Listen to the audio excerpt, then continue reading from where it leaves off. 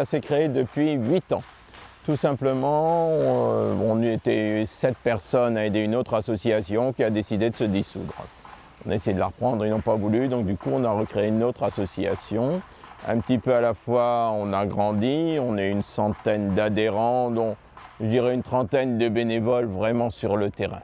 Vraiment accrochés sur le terrain, disponibles, retraités ou sans emploi, ou étudiants, vraiment une trentaine de personnes vraiment disponibles.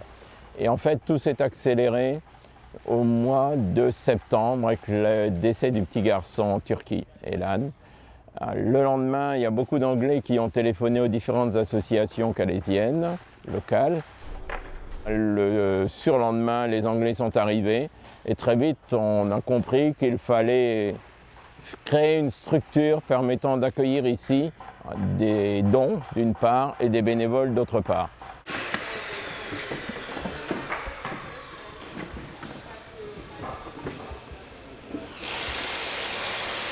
Nous gérons cet accueil, nous gérons cette structure ici, qui est pratiquement une petite PME. Quand on arrive ici, on se retrouve avec une centaine de personnes au moins qui travaillent d'arrache-pied.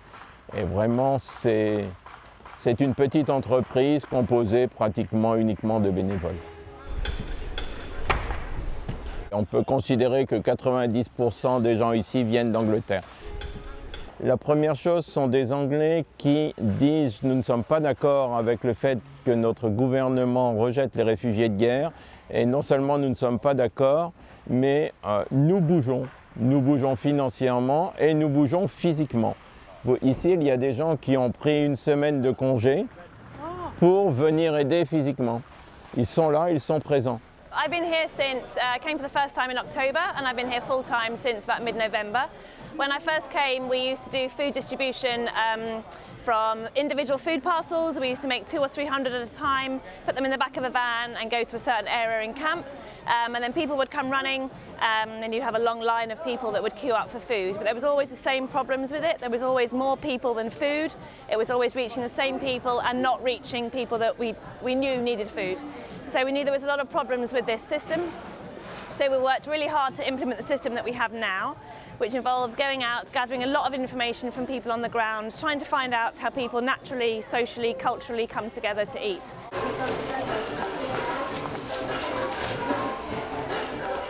So what we do now is that we make up bulk orders of food for people to cook for themselves, that we send out suited and matched to how people come together naturally to eat.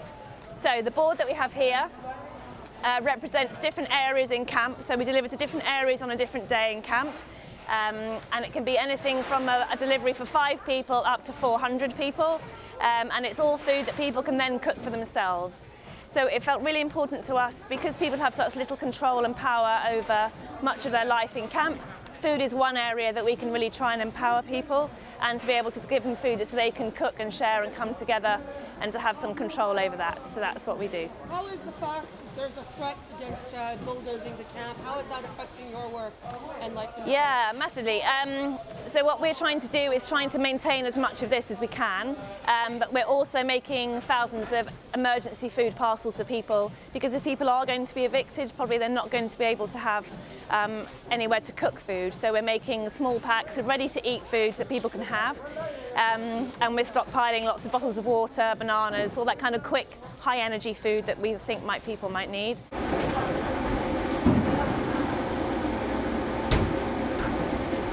Décalez-vous s'il vous plaît. On ne voit pas, c'est bien, décalez-vous. Vous pouvez tenir là ici entre les deux. Ok, c'est bien. Non, l'arbuste c'est bon. C'est pas parce que le gouvernement va réussir probablement à démolir le bidonville, d'abord qu'il n'y aura plus de réfugiés. Ils sont déjà ailleurs, ils seront ailleurs. On va simplement nous étendre notre rayon d'action. On était une petite organisation il y a quelques mois, on est devenu la plus grosse organisation locale.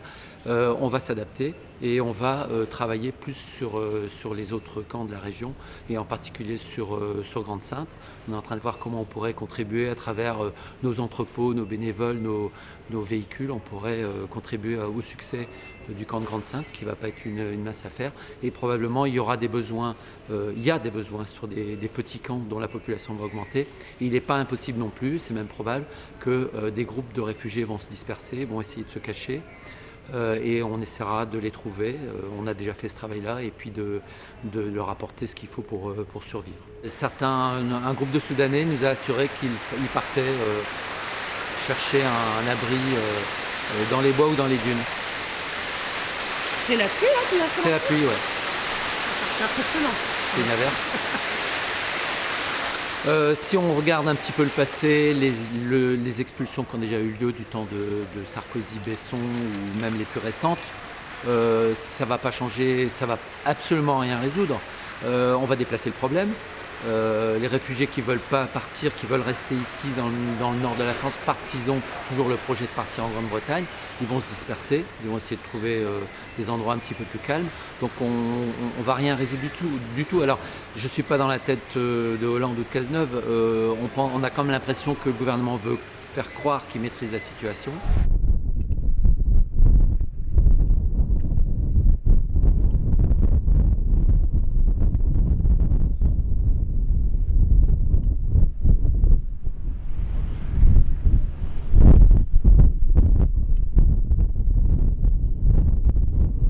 Si tu pouvais avoir une conversation d'une demi-heure avec Hollande, Cazeneuve et Valls, qu'est-ce que tu leur dirais? Ah, j'ai pas pensé à cette hypothèse. Qu'est-ce que je leur dirais? D'abord, on a toujours besoin d'exprimer ses émotions. Je leur exprimerai mes émotions devant la situation actuelle, la tristesse, la colère. Pour des tas de raisons qu'on a expliquées à la presse. Il y en a une qu'on n'a pas voulu expliquer parce qu'on aurait paru comme trop attaché au bidonville. Je peux vous dire qu'il y a eu des centaines de milliers d'heures de travail. On a compté 150 000 heures ici de travail de bénévoles. On a dépensé de l'argent qui venait des dons pour faire des abris. Et aujourd'hui, on démolit ces abris. C'est triste et ça ressemble à la torture chinoise, vous savez, qui consistait, je ne sais pas si vous la connaissez, consistait à enlever à écorcher les gens, à leur enlever des morceaux de leur corps pour les faire mourir à petit feu. Ça ressemble à ça, cette démolition au jour le jour qui a commencé lundi. Donc je leur exprimerai d'abord ça. Alors ils en feront ce qu'ils veulent. Peut-être qu'eux ne sont pas des êtres émotionnels et peut-être qu'ils me regarderaient un petit peu de travers.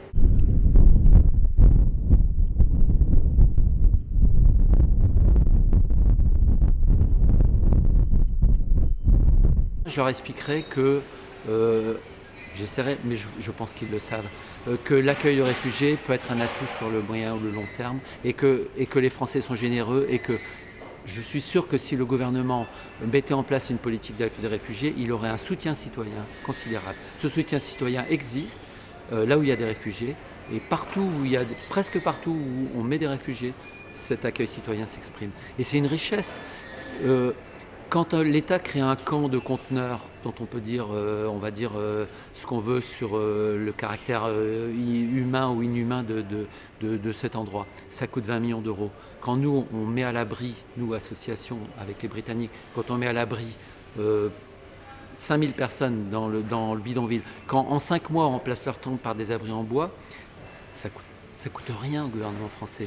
Et il faut voir l'énergie des bénévoles, il faut voir la qualité des relations qu'ils établissent avec les réfugiés. Et en plus, c'est un élément d'intégration pour les réfugiés. Les réfugiés, à travers cette relation qu'ils tissent avec les bénévoles et aussi à travers la relation qu'ils tissent entre communautés, parce qu'on fait cohabiter des sunnites avec des chiites, on fait cohabiter des Afghans avec des Pakistanais, ce qui n'est pas toujours évident, des Érythréens avec des Éthiopiens, tout ça c'est un atout pour leur intégration. Donc c'est une richesse, et c'est une richesse aujourd'hui qui est pas du tout exploitée par le gouvernement, juste parce qu'il a une politique avec un regard négatif sur les réfugiés.